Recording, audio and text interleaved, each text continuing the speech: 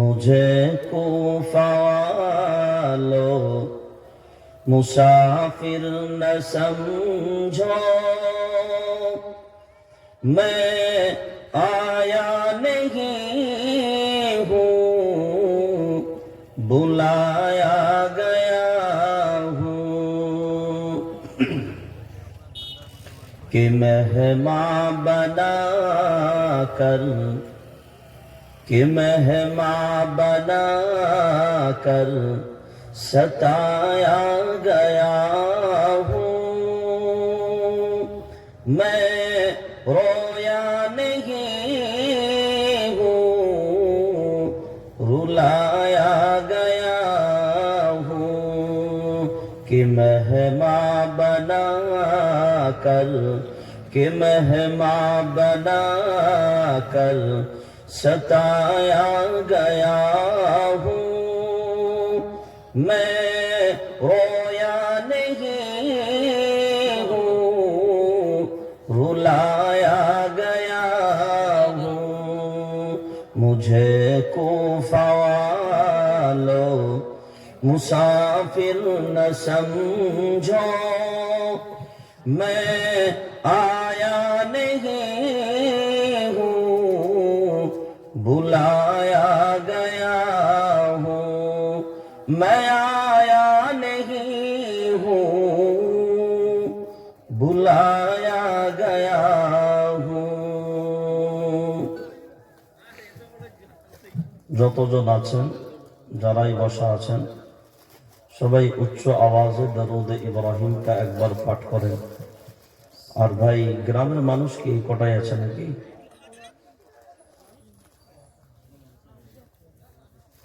গ্রামগুলো তো কথা বলা অনেক কষ্ট। যারা মাহফিল কমিটি আছে, এখনো পর্যন্ত প্যান্ডেলে আসতে বাকি আছেন ভাই, চলে আসে। অন্তত কিছু কথা বলার মতন মজলিসটা কিছুটা উপযুক্ত বানা। ফাঁকা মাঠে কি গোল হয়? জোরে বলে, আপনারাও বোঝেন কথাগুলো। সবাই একটু দরুদে ইব্রাহিমটা উচ্চ আওয়াজে পড়েন। আল্লাহুম্মা সাল্লি আলা মুহাম্মাদ। সবাই উচ্চ আওয়াজে।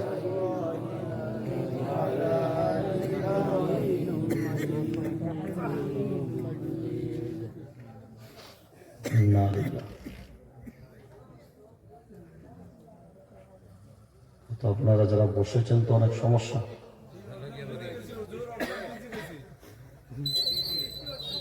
এটা তো কর্তৃপক্ষের চরম একটা দুর্বলতা, তো মানুষ বসতে পারবে না। এখনো যদি পারেন কোনো তিরপল এখানে দিয়ে দিতে, তবু কিছু মানুষ বসতে পারবে, কারণ ঠান্ডা তো। আর এগুলো এই টোপা টোপা করে পড়ছে, মানে বরফের মতন লাগবে, ছ্যাঁক ছ্যাঁক করে একদম। আবার এগুলো যদি মুছা হয় তাহলে আরো বেশি পড়বে। যদি কর্তৃপক্ষ পারেন 10 মিনিট 5 মিনিট সময় ব্যয় যায়, অন্তত মানুষ তৃপ্তি ভরে অন্তত কিছুক্ষণ, অন্তত আমরা এত দূর সফর করে আসি, তো যদিও যেটুকুই ঘিরেছেন এটুকুই যদি একটু জমাট লোক থাকে, তবু কথা বলে একটু মজা পাই। আর যেখানে অর্ধেক লোক থাকে না, এমন বিক্ষিপ্ত অবস্থা,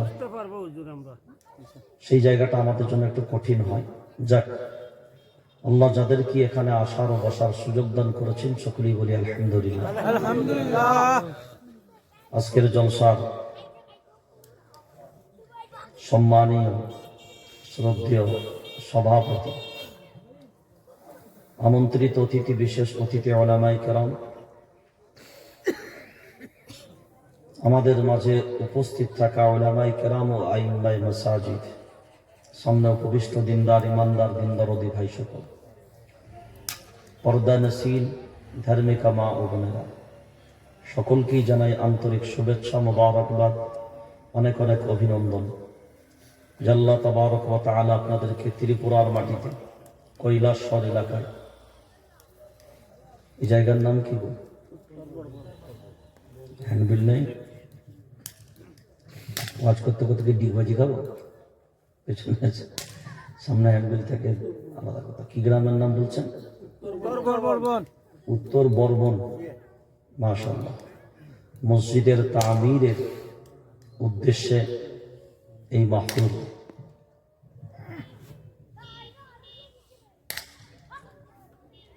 যে ভাইরা উদ্যোগ নিয়েছেন, যারা সহযোগিতা করেছেন বা করছেন, আল্লাহ উভয়কে কবুল করুন। আসলে আমরা মসজিদের ফজিলত জানি না, আমি বাস্তবেই বলছি।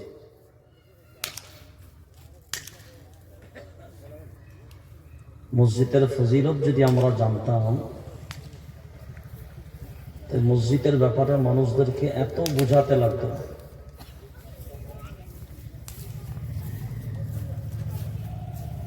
আমরা মনে করি বাবরি মসজিদের দাম আছে,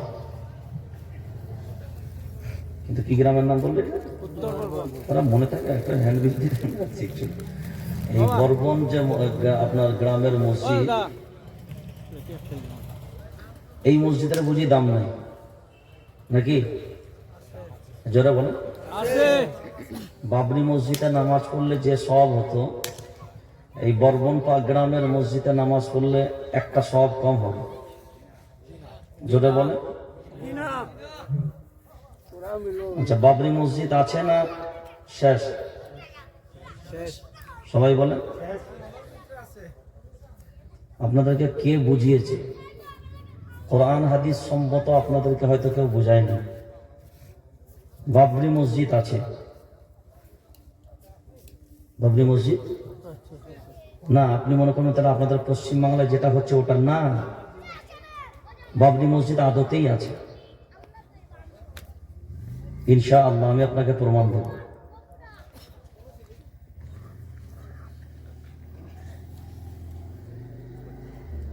আসলে বর্তমান সময় আমি লক্ষ্য করে দেখছি, এই ওয়াজের মজলিসগুলো,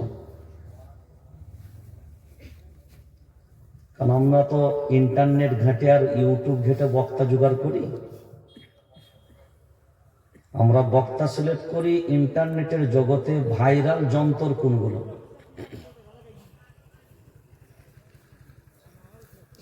যেগুলোর যত বেশি কমেন্ট আছে, যেগুলোর যত বেশি লাইক আছে।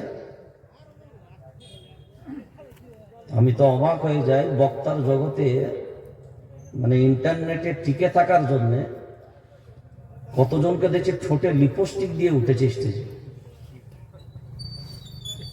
মানে আশ্চর্যজনক ব্যাপার।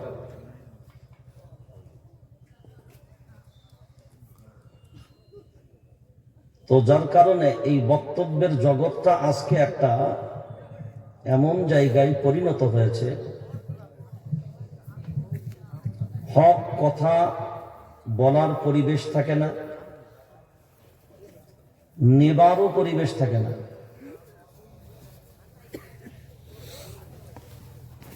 সেজন্য আপনারা বসেছেন, মেহেরবানি হবে অবশ্যই যদি আপনারা সাথ দেন।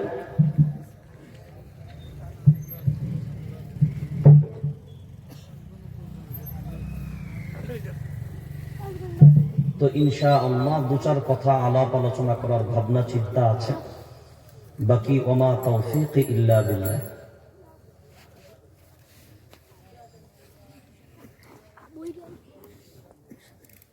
আসলে আমাদের সমাজে বর্তমান যে সময়টা এত কঠিন একটা সময়, যে সময়ে হক কথাগুলি বলা এবং মানুষকে ভরসা ও বিশ্বাস দেওয়াটা আমাদেরই ভিতরেই অনেক কঠিন হয়ে পড়েছে। আমি বক্তব্য শুরু করার আগে একটা ছোট্ট নমুনা প্রথম আপনাকে বোঝার জন্য বলি। এইটা যদি বুঝতে পারেন তাহলে পুরো বয়ানটা আপনার পক্ষে বোঝা সম্ভব হবে। আর এই 5 মিনিটের নমুনাটা যদি বুঝতে না পারেন পুরো বয়ানটাই গোলাবে। ধরুন এই যে মোবাইল 1995 সালে ভারতবর্ষে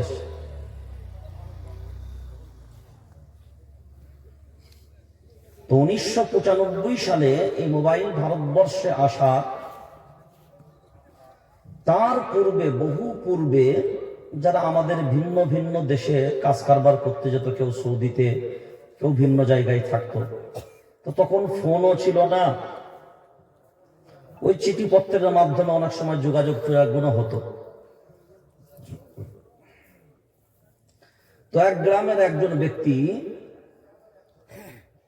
তার স্ত্রীকে অন্তঃসত্ত্বা অবস্থায়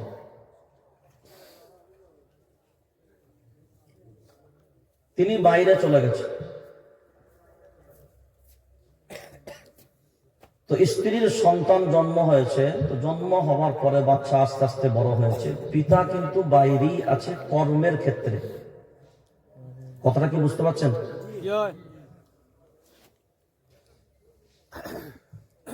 তো তিনি দীর্ঘ প্রায় 14-15 বছর পরে, মানে 15-16 বছর পরে, 14-15 বছর ধরুন, হ্যাঁ, তিনি এবার মনে করেছেন যে আমি বাড়ির দিকে রওনা হব।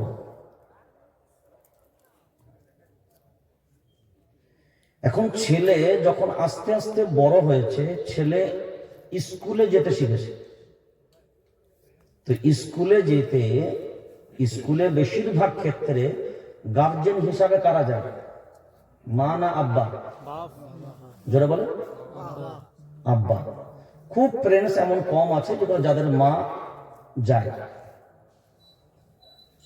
তো এই বাচ্চা ছেলেটি ফলো করে যে আমার বাড়িতে আমি শুধু মাকে আসতে দেখি। স্কুলের ছেলেরা প্রশ্ন করে, হ্যাঁ তোর বাপ কোথায়? তোর মা আসে, তোর বাপ নাই? বারবার বারবার বারবার বারবার বলে। ছেলে একদিন এসে মাকে বলছে, মা সবাই তো স্কুলে যায়, তার আব্বারা প্রত্যেকের সাথে দেখা করে, আমার স্কুলের সাথী সঙ্গীরা বলছে তোর বাপ কোথায়? তুই কি বিনা বাপের তৈরি? তা আমার কি আব্বা নাই?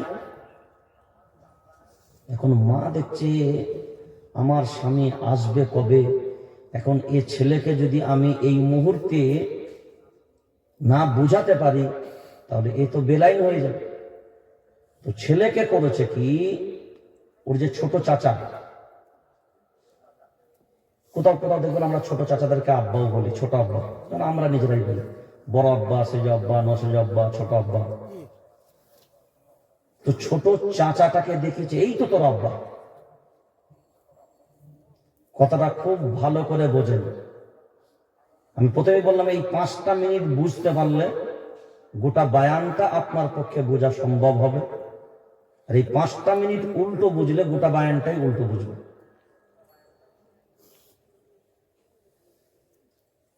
তাহলে ছেলের সামনে এখন আব্বা রূপে কাকে দাঁড় করালো?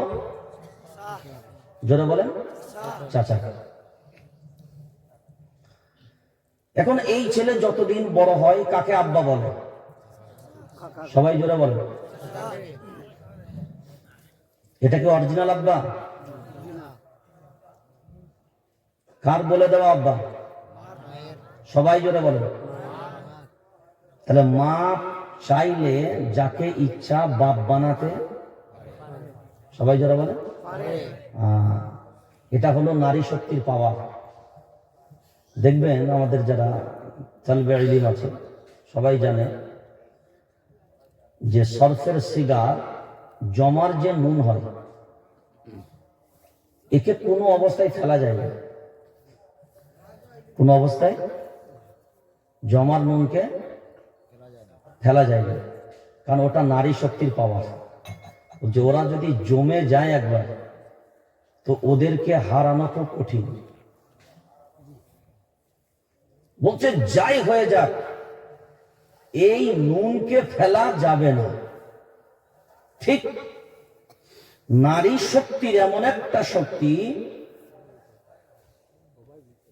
ও চাচাকে বাপ বানিয়ে দিলে এই ছেলে এখন বাপ চিনল কাকে? চাচাকে। 1 বছর, 2 বছর, 3 বছর, 4 বছর, ছেলে আস্তে আস্তে আস্তে আস্তে ছেলে বড় হয়ে গেল। এখনো পর্যন্ত বিদেশ থেকে আব্বা বাড়ি আসে না। ছেলে ক্লাস 10 পরীক্ষা দিবে, এমন পরীক্ষার সময় দুপুর বেলায় স্কুল থেকে পরীক্ষা দিয়ে ছেলে বাড়ির দিকে রওনা হয়েছেন। এমন সময় দেখে একজন ব্যক্তি বড় বড় বড় বড় বড় বড় অনেক লাগেজ ব্যাগ নিয়ে আমাদের বাড়ির সামনের দিকে অগ্রসর হয়। ছেলে যেহেতু অনেক বড়,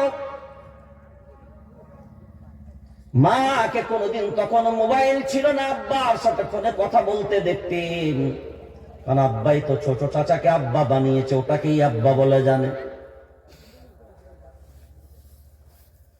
এখন ছেলে দেখে এই ব্যক্তি কি ব্যাপার, ভোর দুপুর বেলায় আমার বাড়ির সামনের দিকে অগ্রসর হয়। আর এই ব্যক্তিকে আমি কোনোদিন দেখলাম না, আমার কোনো আত্মীয় রিলেটিভের ভিতরেও কোনোদিন এই ব্যক্তির চেহারা আমি দেখতে পাইনি।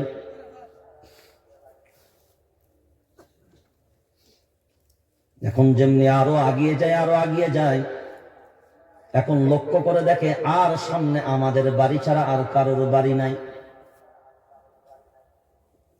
তখন ছেলের ধারণা হলো নিশ্চিত এই ব্যক্তি আমারই বাড়িতে যাবে। এ তো মতলব ভালো না, কারণ আমার মা বাড়িতে একা একা আছে।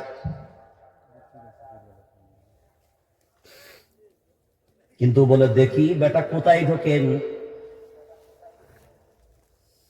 এখন এসে দেখে খুব তাড়াহুড়ো করে ওই ব্যক্তি তাদের বাড়িতেই ঢুকেছে।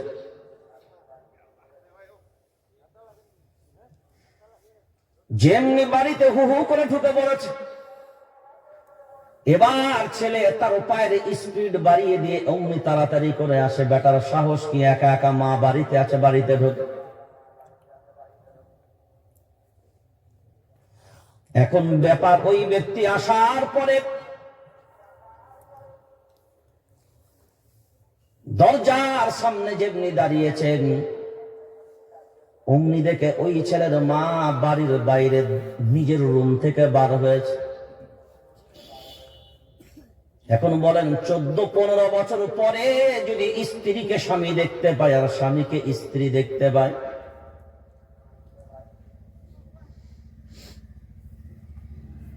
তাদের আবেগটা এত বড় কাজ করেছে, একজন অন্যজনকে জড়িয়ে সালাম দিয়ে ধরেছে।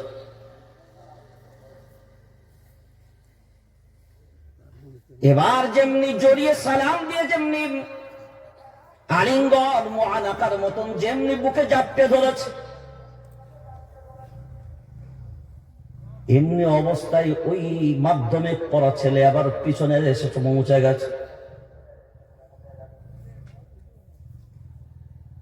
যেমনি দেখে একজন অপর পুরুষ আমার মাকে জড়িয়ে ধরেছে, এবার ছেলে আব্বা বলে হাত দেয়, আব্বা দেখো কে অপরিচিত আমার বাড়িতে ঢুকে আমার মায়ের উপরে আক্রমণ করে বসে।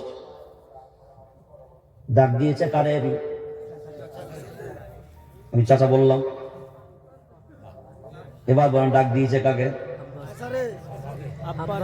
জোরে বলেন।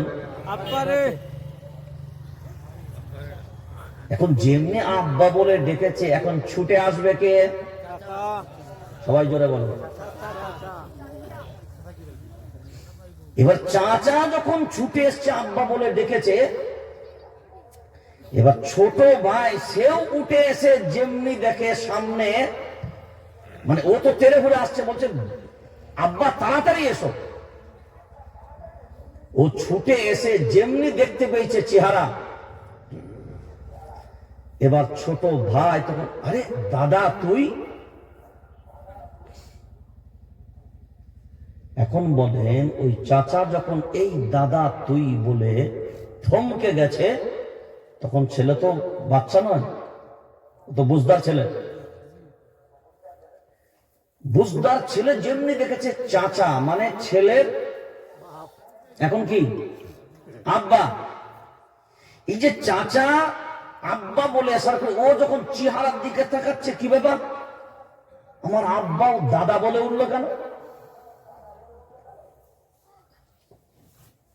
তখন ছেলে আর কোনো কথা না বলে চুপ করে দাঁড়িয়ে গেছে হতভম্বের মতো। তখন মা ওই ব্যক্তিকে বলছে, এটা তোমার ছেলে। আর মা ওই ছেলেকে বলছে, আসল তোমার আব্বা হলো কোনটা? এইটা। আসল তোমার বাপ হলো কোনটা? এইটা। এবার আমার দিকে তাকান। এখন বলেন, মা আজকে অরিজিনাল বাপের সাথে এতদিন পরে পরিচয় করাচ্ছে। এখানে যতজন মানুষ বসে আছে, ছেলে যতদিন বাঁচবে বাপকে বাপ বলবে ঠিক কথায়, কিন্তু অন্তর থেকে মেনে নিতে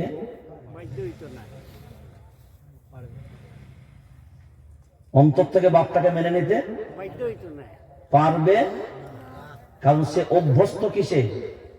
চাচাকে বাপ বলাতে। অভ্যস্ত কিসে? চাচাকে বাপ বলাতে। যেমন এই 10-15 বছর পর অরিজিনাল বাপের পরিচয় করালে বাপ বলে মানবে ঠিক কথায়, কিন্তু দিল থেকে মেনে নিতে হবে না। বর্তমানে আমাদের কাছে শরীয়তটা ঠিক এমন জায়গায় হয়ে গেছে, আমাদের সমাজ ব্যবস্থার কাছে যারা আহলে হক সঠিক তথ্যভিত্তিকের উপরে কোরআন সুন্নাহর দলিলে আপনাকে কোনো বিষয় যখন বলবে, তখন তার মনে হবে এত যুগ যুগ ধরে করে আসছি, কেউ কোনোদিন বলল না, আজকে এটা নতুন করে হাদিস বেরিয়ে গেল। সে হাদিস কোরআন মনে করলেও দিল থেকে ওই আমলটা মেনে নিতে তার। যেমন ধরেন আপনাদের এলাকায়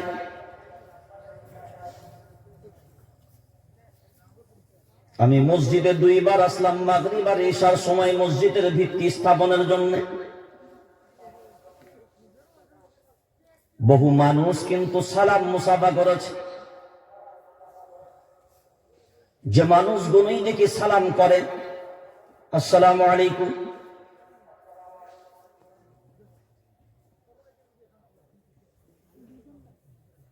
কি এই হাত তুলে সালাম দেওয়া কোথা থেকে পেলেন?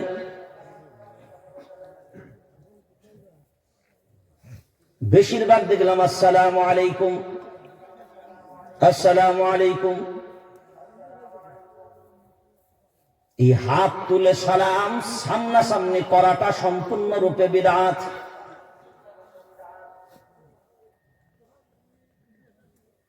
হ্যাঁ, নবী বলেছেন আসসালামু ক্বাবলাল কালাম, ক্বালা নবী সাল্লাল্লাহু আলাইহি ওয়াসাল্লাম, মুসলমান মুসলমানের সাথে দেখা হলে প্রথমেই কি করবে? কি করবে? সালাম করবে। কোন কথা বলার আগে প্রথম হবে সালাম। আপনি যখন মোবাইলে কল করেন প্রথম কি করেন? সালাম।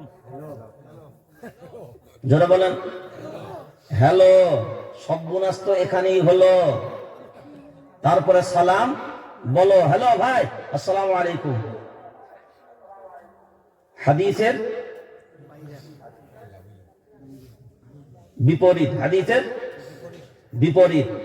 আর এই যে হাত তুলে সালাম, এটা কাদের কাদের প্রথা? এই হাত তুলে সালাম এইভাবে যে আপনারা করছেন, করা যাবে না। এবার এদিকে তাকান, এই সিস্টেমটা প্রথম কথা ভুল। হাত তোলার একটা সিস্টেম আছে ক্ষেত্র বিশেষে, সেটা হলো এইভাবে। কখন? আমার দিকে তাকান, একটা ব্যক্তি এতটা দূরত্বে আছে আমার সালামের আওয়াজটা পৌঁছাবে না, এতটা দূরত্বে আছে আমার সালামের আওয়াজটা পৌঁছাবে না। সেই ক্ষেত্রে শরীয়তের বিধান হলো মুখে সালাম বলবে, মুখে আসসালামু আলাইকুম, হাত দিয়ে ইশারা করা মানে আমি সালাম দিচ্ছি, ও হাত দিয়ে ইশারা করে সম্মতি দিয়ে জবাব দিবে ওয়ালাইকুম আসসালাম, আমি জবাব দিয়েছি। আমাদের কি করে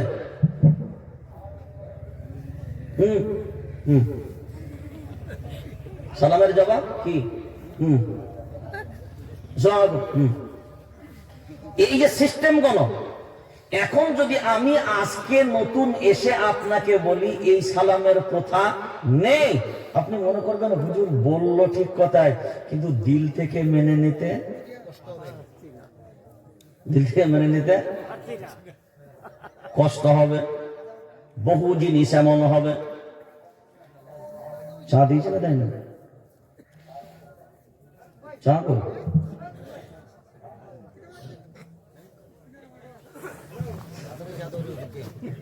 পাঁচ কলি টুপি পরে বসে চলেন মাশাআল্লাহ। বহু জিনিস এমন আমাদের সমাজে আপনি পাবেন, প্রকৃত যদি কোরআন সুন্নাহর আলোতে আপনাকে বিদআত এবং শিরক যদি বলা হয়, আপনার একটাই কথার আওয়াজ হবে, এতদিন যাবৎ যুগ পেরিয়ে গেল, কোন আলেম বলল না, কোন মুহাদ্দিস বলল না, কোন ইমাম বলল না, কোন ফকিহ বলল না, তুমি এতদিন পরে এসে আমাদেরকে বুঝি সালাম শেখাতে এসেছো? আমরা কি সালামটাও জানি না? এই করি তো আজকে আমাদের সমাজের বহু প্রথা আমাদের সমাজে এমন ভাবে চলে, সব শরীয়তের নামে চালিয়ে দিই, কোন জিনিসগুলোকে আমরা মূল্যায়ন করি না। লক্ষ্য করে দেখবেন আমাদের সমাজ, যে জিনিসটা যেমন হবার নয়,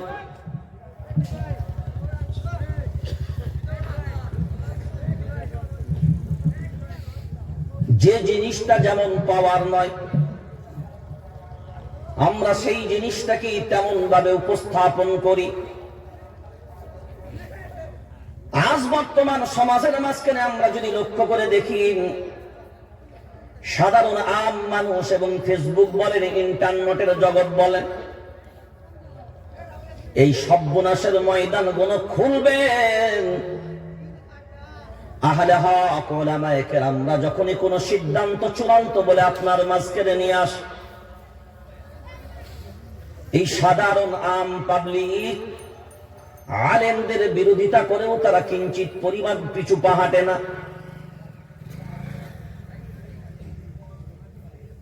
কোরআনুল কারীম থেকে যে আয়াতটা আপনার সামনে তিলাওয়াত করেছে,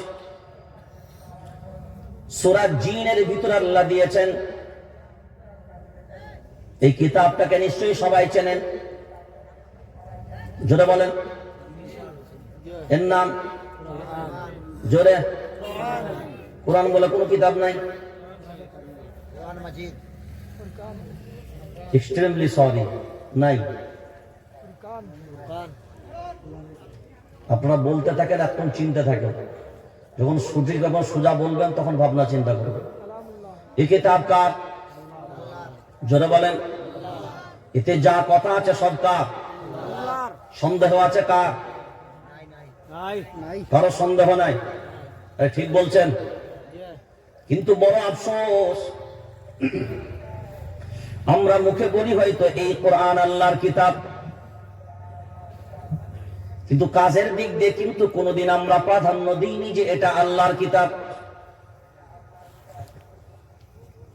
কারণ এই কিতাবের অপর নাম হলো কালামুল্লাহ, আল্লাহর কথা। যা কথা এর ভিতরে আছে সব কথা কার? যারা বলেন আল্লাহর। আল্লাহর। এখন আল্লাহর যদি কোনো কথা হয় চূড়ান্ত সিদ্ধান্ত, আল্লাহর কথা চূড়ান্ত সিদ্ধান্ত, কোরআনুল কারীম সূরার নাম সূরা মায়েদা 6 নম্বর পারা সাফা নাম্বার 6 এর ভিতরে আল্লাহ বলেন, আল-ইয়াউমা আকমালতু লাকুম দীনাকুম ওয়া আতমামতু আলাইকুম নি'মাতি ওয়া রাদিতু লাকুমুল ইসলাম দীনা। আল্লাহু আকবার বলেন। আল্লাহু আকবার। এটা আমার বাপের কথা বললাম, আমার পশ্চিমবঙ্গ কলকাতা থেকে ভাড়া করে নিয়ে এসে বললাম, আমার দাদুর কোনো ডায়েরি থেকে বললাম, আমার রবের কথা, রবের কথা। রব কারোর গোলাম না, রব কারোর মোহতাজ না। আসমান জমিন সবাই তার আপনার মোহতাজ। আল্লাহ কারোর মোহতাজ নয়, আল্লাহ কারোর মুখাপেক্ষী নয়। আপনি মানেন বা না মানেন, আপনি চান বা না চান, আপনি চলেন বা না চলেন, আল্লাহর কিছু যায় আসে না। মানতে ভালো লাগলে মানবেন, কিন্তু অরিজিনাল মা সত্য কথা বলেছে, এটা তোর বাপ, মেনে নিস তো তোর ব্যাপার, না মানিস তো তোর ব্যাপার। দিল থেকে মানতে পার বা না পার, বাপ কিন্তু এটাই তোর অরিজিনাল। আমাদের মাঝখানে মানতে পারেন বা না পারেন, কোরআন সুন্নাহর আলোতে যেটা প্রমাণিত হবে এটাই হবে অরিজিনাল। মানলাম কি না মানলাম ওটা আপনার ব্যাপার, হ্যাঁ আপনার ইখতিয়ার। আপনার ইচ্ছা চাইলে আপনি গ্রহণ করবেন, ফামান শাআ ফালইউমিন ওয়া মান শাআ ফালইয়াকফুর। আর ইচ্ছা চাইলে আপনি ছুঁড়ে ফেলে দিবেন। যে দিন আমরা পেয়েছি এটা মুকাম্মাল, কমপ্লিট আল্লাহর পক্ষ থেকে। কার পক্ষ থেকে? এর ভিতরে আর কোন রকমের ঢুকানো যাবে না, বাড়ানো যাবে না, কমানো যাবে না। ফাইনাল কপি হলো এটা। কি কপি বললাম? ফাইনাল চূড়ান্ত কপি হলো, ফাইনাল চূড়ান্ত পণ্ডলিপি হলো। আজ একজন নরখাদক, কীট বললেও ভুল নয়, বেটার কলিজার তেজ কত, সাহস কত, সে বেটা আজকে দাবি করে বসছে যে কোরআন আপনার আমার সামনে আছে এই কোরআনটা নকল। যারা বললেন না তারা 3 দিন পরে বাসি বলবেন, টাটকা বলে লাভ নেই।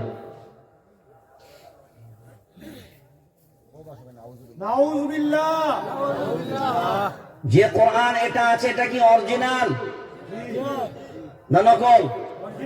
জোরে বলেন। সে বেটার দাবি হলো অরিজিনাল কোরআন বদরের যুদ্ধে পুড়ে ছাই।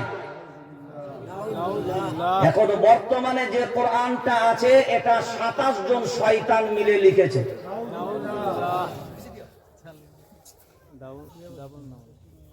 সাহসিকতার এমন পর্যায়ে পৌঁছে গেছে, বলছে এই কোরআনকে আমি প্রচ্ছাদ করে দিই। এখন আপনি বলবেন এই কথা যারা বলে তারা তো বেঈমান, তারা অমুক, সবকিছুই বলবেন আপনি,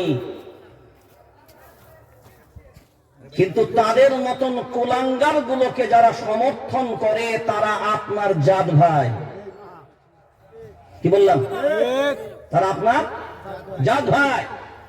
يريدون أن يطفئوا نور الله بأفواههم والله متم نوره ولو كره الكافرون। দুনিয়ার সব তাগুত শক্তি যদি ঐক্যবদ্ধ হয় তাদের দ্বারাতেও সম্ভব নয়। তাদের 14 গোষ্ঠী, 32 গোষ্ঠী, 70 গোষ্ঠীকেও যদি জোগাড় দেয়, তারাও যদি নেমে পড়ে ময়দানে,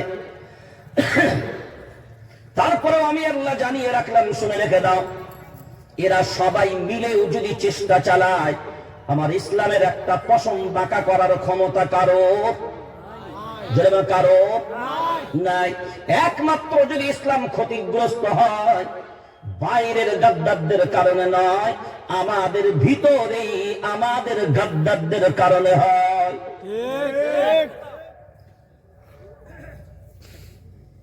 বাপ জীবনেও কোরআন বুঝবেও না, কোরআন পড়বেও না, কোরআন জানবেও না, এর মানও বোঝে না, এর জানও বোঝে না, এর অর্থও বুঝে না, কোথায় কোথায় কোন কোন কথা আছে তাও জানে না। আজ যদি ইমাম উলামায়ে কেরামরা যদি হক কথাগুলো তুলে ধরে, আমাদের সমাজ থেকে এক শ্রেণীর গাদ্দার হবে, এর প্রথম বিরোধিতা করে। বিরোধিতা কারা করে? মসজিদের বিরোধীরা কারা করে? জোরে বলেন। সব আমাদেরই জাত ভাই, আমাদেরই। আমি বারবার একটা কথা বলি, কুরুল যখন গাছকে কাটছে, আপনারা কুরুলি বলেন তো? কুড়াল, হ্যাঁ কুড়াল, কুড়াল হোক আর বিড়াল হোক, ওই কোড়াল দিয়ে গাছকে যখন কাটছে তো গাছ বলছে, ভাই তোর কি অপরাধ করেছে, তুই যে আমাকে কেটে কেটে ফেলে দিচ্ছিস, কি অপরাধ করেছে? তো কোড়ালের জবাব হলো, ভাই আমার কোনো ক্ষমতা নাই, তোকে কাটার পিছনে আমার কোনো ক্ষমতা নাই, আমাকে যে সাপোর্ট দিয়েছে, আমাকে যে শক্তি জুগিয়েছে, সেটা তোরই, জোরে বলে তোরই জাত ভাই, তোরই জাত ভাই। এখন বলেন, আপনাদেরকে যদি জিজ্ঞাসা করি যে নরখাদক এ কথা বলতে পারে এই কোরআনটা 27 জন শয়তান লিখেছে, একজন হিন্দু ভাইও বিশ্বাস করবে? কারণ বহু হিন্দু ভাইরা আছেন যারা এ কোরআন পড়েন, আপনি পড়েন না, যারা কোরআন বুঝতে চায়, যারা কোরআন শুনতে চায়, আমি বুঝতেও চাই না, শুনতেও চাই না, কিন্তু বিরোধিতা করার সময় নাম্বার 1।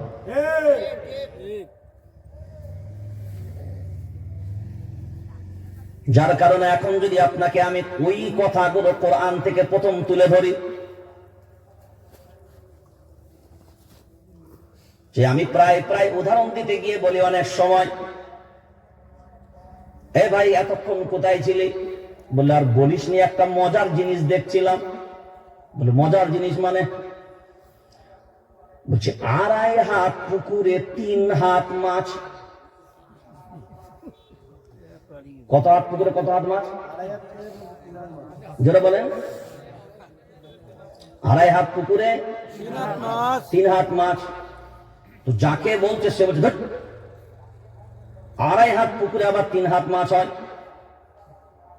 বলছে অরিজিনাল দেখে আসছে 2.5 হাত পুকুরে 3 হাত মাছ। এ যখন মানবে না তখন বলছে কে বলেছে জানিস? বলে কে? বলে তোর বাপ বলেছে। বলে ও তাহলে কোনাকুনি হবে।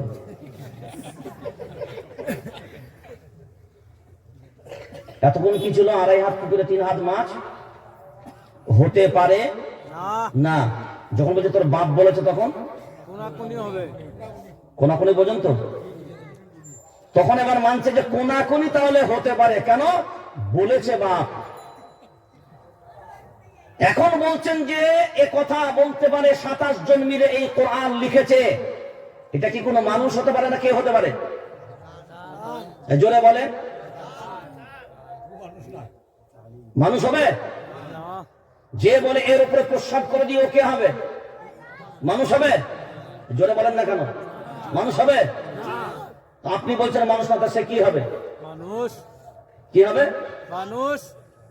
অমানুষ। আরে মানুষ না হলে তো অমানুষ হবে। মানুষের বিপরীত অমানুষ হবে। মানুষের বিপরীত অমানুষ হবে।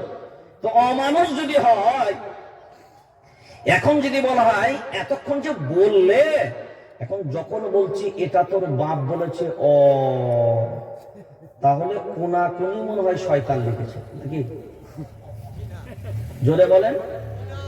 জোরে বলেন না কেন? এখন যখন বলা হবে এটা তোমার নেতা বলেছে, তোমার দলের লোক বলেছে, তখন বলবেন তাহলে মনে হয় হলেও হতে পারে। কথা বলেন না কেন? আমি এখনো দলেরও নাম বলিনি, নেতারও নাম বলিনি, কিন্তু বাস্তবে তো এখন এটাই ঘটছে। অন্যায়ের সময় অন্যায় স্বীকার করছে।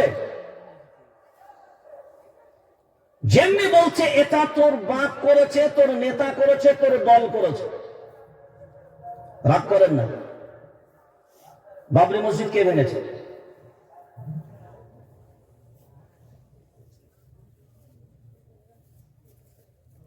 কৈলাসের লোক মনে করছে আমরা বললে ধরা পড়ে যাবে।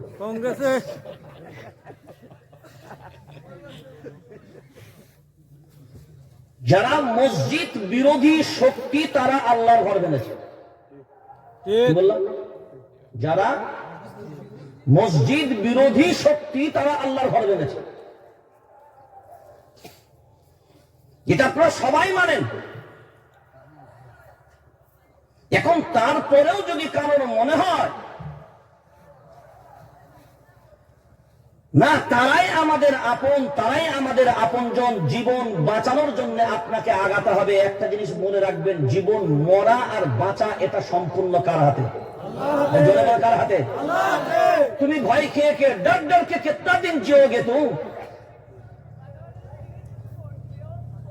ভয় খেয়ে খেয়ে তোমাদের জীবন শেষ। যার কারণে আজকে আমরা এই জালিমদের বিরুদ্ধে মুখ খুলতে পারি না। কিসের ভয়? হাতে হ্যান্ডকাপ পড়বে, জেলের ভিতরে কারারুদ্ধ হবে, তোমার ফাঁসির অর্ডার হবে, তুমি জেল খাবে, জেলের ভাত খাবে। এই ভয় তোমাকে হকের বিরুদ্ধে বলতে দেয় না, এই ভয় জালিমদের বিরুদ্ধে বলতে দেয় না। শাইখুল ইসলাম হুসেন আহমদ মাদানী রহমতুল্লাহ আলাইহি তিনি বলছেন, हमें उतना नफरत नहीं जालिमों से जितना नफरत जालिम सहने वालों से है। मतलब समझ गए ना आप लोग? হুসেন আহমদ মাদানী রহমতুল্লাহ আলাইহি বলছেন যে জালিম আমি তাকে অতটা ঘৃণা করি না, কিন্তু যে মজলুম এই জুলুমটাকে সহ্য করে নেয় আমি তাকে সব থেকে বেশি ঘৃণা করি। ব্যক্তিটা কে বলছেন? কোন নরমাল ব্যক্তি নয়, যিনি ব্রিটিশদের বিরুদ্ধে ফতোয়া দিয়েছিলেন ব্রিটিশদের সেনাবাহিনীতে মুসলমানদের যোগদান করা কত বড় কথা। ব্রিটিশদের সেনাবাহিনীতে যোগদান করা হারাম। এখনকার জামানায় যদি শাইখুল ইসলামের মতন আল্লাহওয়ালা ওই রকম মুজাহিদ মানুষ থাকতো তাহলে অবশ্যই এক শ্রেণীর মানুষদের জন্য তাদের দলে যুক্ত হওয়া, যোগ দেওয়া, এটা তিনি ফতোয়া আজকের জামানাতেও দিতেন, এটা হারাম হতো। বুঝতে পারেন এই কথা? কারণ আমাদের সে কলিজা আমাদের গুলো নাই, আমাদের গুলো নাই। আলিম তো বহু হচ্ছে, ইমাম মসজিদে তৈরি হয়ে গেছে, অধিকাংশ জায়গায় বহু জায়গায় কমিটির গোলাম হয়ে পড়ে আছে। জানছে যদি চাকরি বাঁচাতে হয় ওকের কথা বলে লাভ নাই, যা যতদিন ডাল ভাত আসছে আসতে দাও। এই যে বলা না বলা আর না বলার কারণে 15 বছর পর অরিজিনাল বাপ আসলে তখন বাপকে মেনে নিতে পারা যায় না। যদি প্রথম থেকেই মসজিদের মেম্বার গুলো হক তুলে ধরা হতো, কোন কমিটির চামচাগিরি হতো না, কমিটির কোন গোলামি হতো না, তাহলে আর চাচাকে বাপ বানাতেও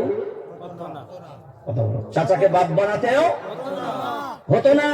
মা বুক ফুলিয়ে বলে দিত তোর বাপ আছে কিন্তু বিদেশে আছে, তাহলে কি এই দৃশ্য দেখতে হতো? এই দৃশ্য দেখতে হতো না। আজকে সমাজে শুধু নিজেদের জায়গাটা টিকিয়ে রাখতে গিয়ে এই জালিমদের বিপক্ষে না বলে বলে আজকে সমাজটা এমন জায়গায় চালু হয়ে গেছে যে সব কিছুই মনে করেছে এটাই বুঝি শরীয়ত। আজকে জানুয়ারি মাস চলছে, কি মাস? জানুয়ারি মাস। আর জানুয়ারি মানে জানুয়ারদের মাস। এখানে তালবে ইলমরা আছে, আলেমরা আছে, আমাকে ব্যাখ্যা করে। আমি কলকাতা বর্ধমান নবাবাড়ি, তো আমার পরিচয়ের নামের শেষে দেওয়া হবে আমার লাকাবের সাথে সাথে আমার পরিচয় যখন দেওয়া হবে তখন বলা হবে ইয়া মুতাকাল্লিম যোগ করে বলা হবে বর্ধমানী। এটি বর্ধমানের কোথাকার? কোথাকার? বর্ধমানী। হাওড়াবি মানে হাওড়ার, খুব ভালো করে বোঝেন। বর্ধমানী কোথাকার? বর্ধমানের। কোথাকার? বর্ধমানের। তো জানুয়ারি, আরে বলো না,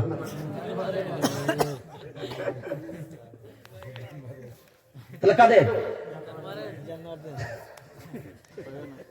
বর্ধমানি যদি বর্ধমানের হয়, হাওড়াবি যদি হাওড়ার হয়, তাহলে জানুয়ারি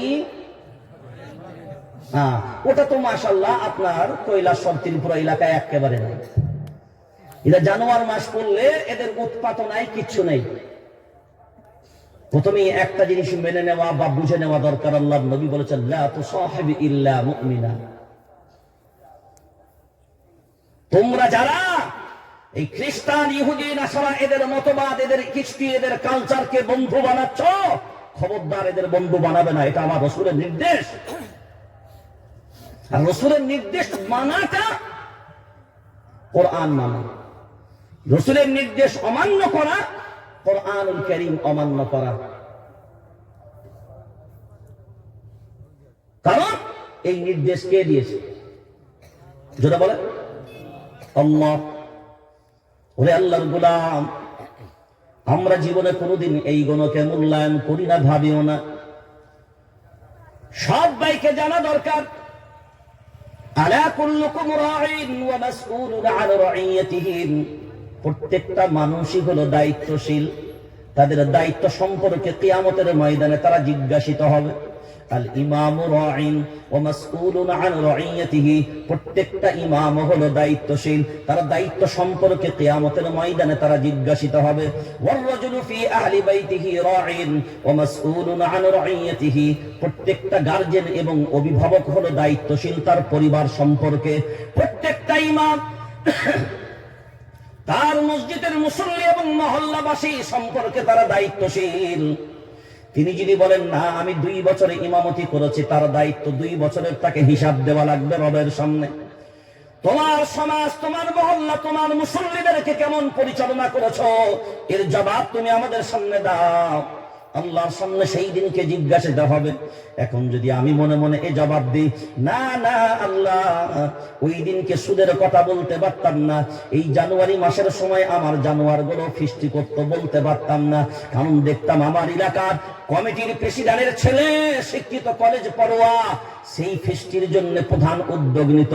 আমি যদি বলি ওই ছেলের বিরুদ্ধে গেলে তার বাপ আমার বিরুদ্ধে অ্যাকশন নেবে, ওই জন্য বলতে পারতাম না। আমার এলাকায় নেতা বাবুর ছেলে এরা এর প্রধান দায়িত্ব পালন করত, ওই জন্য যদি বলি এই নেতা আমার বিরুদ্ধে অ্যাকশন নেবে, কিয়ামতের ময়দানে এই জবাব দেবার কোনো অপশন নাই। জবাব কিন্তু আপনাকে দিতে হবে, কারণ প্রত্যেকটা মানুষই হলো দায়িত্বশীল। এবার আপনাকেও জিজ্ঞাসিত করা হবে, আপনি মসজিদের প্রেসিডেন্ট হলেন, মসজিদের ইমামকে হক বলতে দেননি কেন? আপনি মসজিদের মাতোয়াল্লি হলেন, ইমামকে হক বলতে দিলেন না কেন? আপনি মসজিদের অমুক পদে রইলেন, ইমামকে হক বলতে দিলেন না কেন?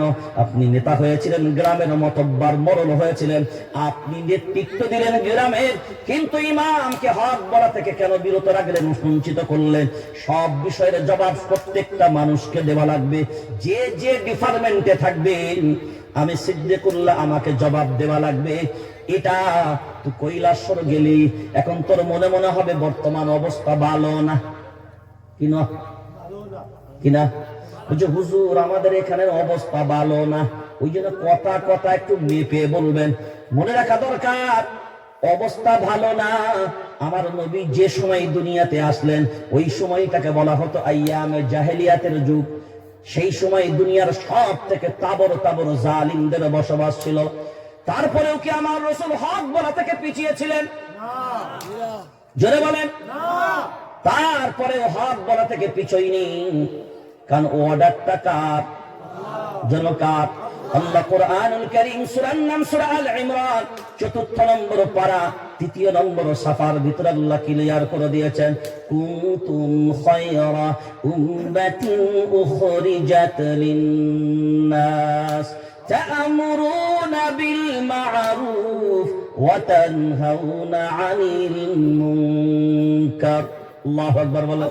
আল্লাহু আকবার। শ্রেষ্ঠ উম্মত কেন বানানো হয়েছে? তুমি নিজে অন্যায় পথে চলবে, অন্য কেউ অন্যায় পথে চালাবে। তুমি নিজে ন্যায় পথে চলবে না, অন্য কেউ ন্যায় পথে চালাবে না। তুমি নিজে সৎ পথে চলবে না, অন্যকে সৎ পথে চালাবে না। এই জন্যই কি আমাদেরকে শ্রেষ্ঠ উম্মত বানানো হয়েছে? এই কথা বলেন, জোরে বলেন, কিসের জন্য বানানো হয়েছে? তুমি নিজে সৎ পথে চলবে, অন্যকেও সৎ পথে চালাবে। তুমি নিজে অন্যায় থেকে বাঁচবে, অন্যকেও অন্যায় থেকে বাঁচাবে। ওয়ানদির আশিরাতাকাল আকরাবিন, আর তুমি নিজেও বাঁচো, কিন্তু তোমার সকলকে আপনজনকেও তুমি বাঁচাও। সব মানুষের, সব উম্মতের যদি দায়িত্ব হয়, এবার আপনি নিজে নিজে মূল্যায়ন করে দেখেন। অন্যায় যেখানেই হবে, ইমানদার যদি তুমি হও, হাত দিয়ে দমন করে দাও। হাত দিয়ে ক্ষমতা যদি না হয়, মুখ দিয়ে বলে যাও। মুখ দিয়েও যদি ক্ষমতা না হয়, অন্তরের ভিতরে ঘৃণা করে নাও। এই অন্তরের ঘৃণাটা আমরা মনে করি অন্তরের ঘৃণাটা শুধু অন্তরে ঘৃণা করে চলে এসো। না না, অন্তরের ঘৃণা ততক্ষণ পর্যন্ত করো আর মনে মনে সঞ্চয় করো। আপনি জানো যত দ্রুত তুমি মুখ দিয়ে বলার ক্ষমতা অর্জন করতে পারো, আবার যখন মুখ দিয়ে বলার ক্ষমতা তুমি অর্জন করে নিবে, তখন তুমি ভাবনা চিন্তা করো হাত দিয়ে রুখার ক্ষমতা কখন হবে। এই ভাবনায় যদি তুমি দাঁড়াও, তখনই বুঝে নিতে হবে তুমি একজন ইমানদার হবে।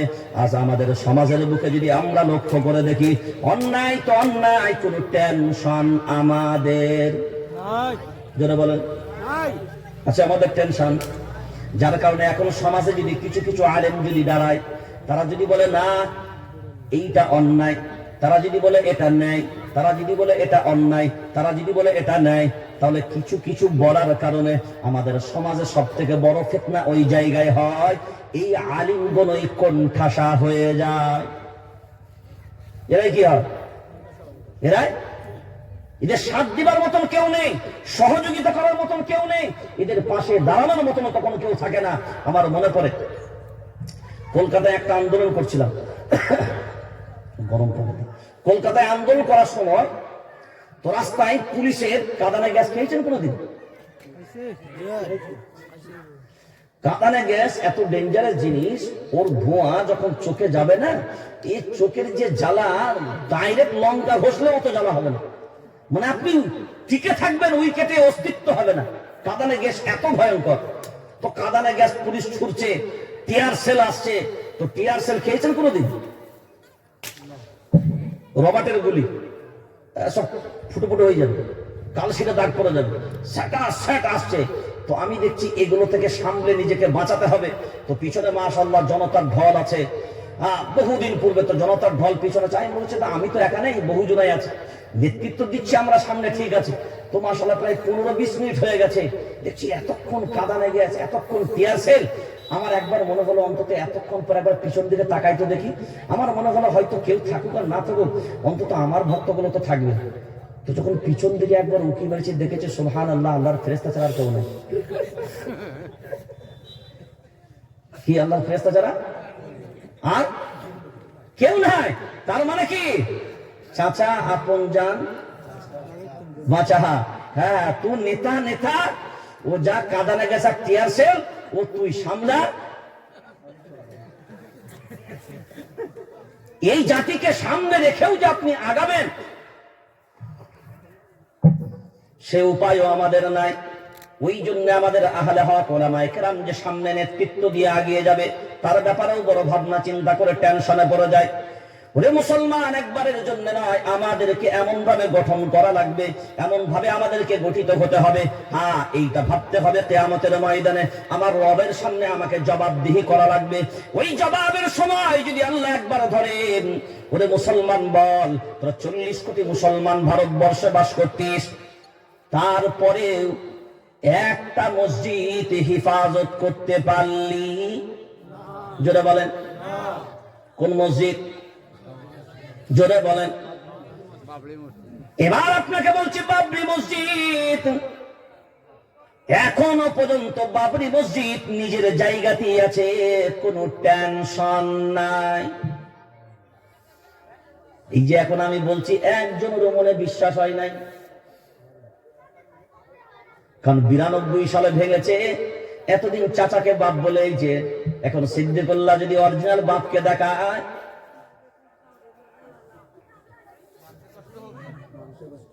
মেনে নিতে পারবে না। এখন আপনাদের যেহেতু মসজিদের তামির, ওই জন্য মসজিদ সংক্রান্ত কিছু গুরুত্বপূর্ণ আলোচনাও আপনাদের হওয়া দরকার। এবার আমি আপনাকে বলছি বাবরি মসজিদ, এবার আমাকে আপনারা জবাব দেন, যে বাবরি মসজিদ ভেঙেছে তা কত সালে তৈরি হয়েছিল?